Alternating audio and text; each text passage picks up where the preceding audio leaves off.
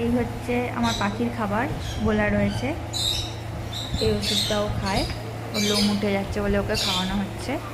তো আর এই খাবারটাও খায়।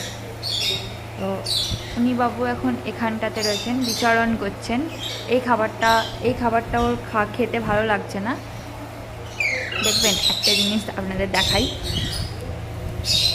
এটা হচ্ছে খেজুর আমাদের গাছের ললিপপ। এই দেখো, এসো,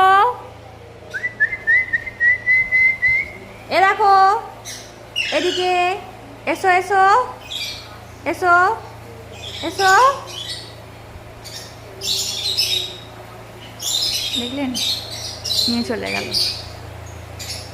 ওটা ভালো, ওটা ভালো কি একবার বলে দাও সবাইকে। ললিপপ